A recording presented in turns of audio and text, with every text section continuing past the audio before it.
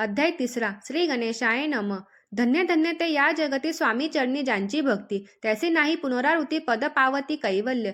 निर्विकार स्वामी मूर्ती लोका चमत्कार दाविती, काही वर्षे करोनी वस्ती मंगळवेडे सोडिले. मोहळा माझी वास्तव्य करिता आपा टोळ झाले भक्त, तेथीचे साकल्य वृत्त अल्पमती केवी वर्णू. सवे घेऊनी स्वामींसी टोळ जाती अक्कलकोटासी, अर्धा मार्गावरील टोळासी मागे परतणे भाग पडे.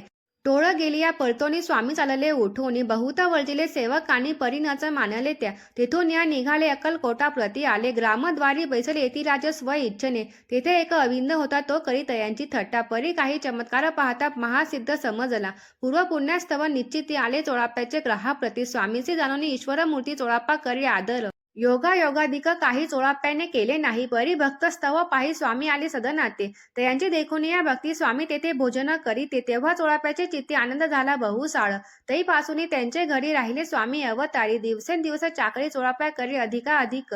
तेव्हा राज्य पदाधिकारी मालोजी राजे गादीवरी, दक्ष असुनी कारभारी परमज्ञानी असतीजे. चोळाप्याचे ग्रहाप्रती आले कोणी एक येती, लोका चमत्कार दाविती गावात मात पसरली. लोका माझी पसरली मात नृपासी कळला वृत्तांत, की आपुल्या नगरात केती विख्यात पातले. वार्ता येथे ऐकूनी राव बोलला काय वाणी, गावात येथे येऊनी फार दिवस झाले. परी आम्हा श्रुत पाही आजवरी झाले नाही, आता जाऊनी लवलाही भेटू तया यतीवर्य.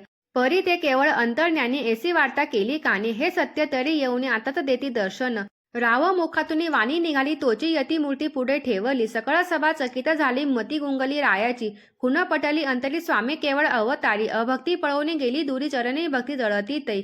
सकळ सभा आनंदली समस्ती पावले वंदिले, षोडशोपचारे पूजिली स्वामी मूर्ती नृपराये. येथे श्री स्वामीचरित्र सारामृत नाना प्राकृत कथा संमंत, प्रेमळ भक्त परिसुत तृतीयो अध्याय गोड हा.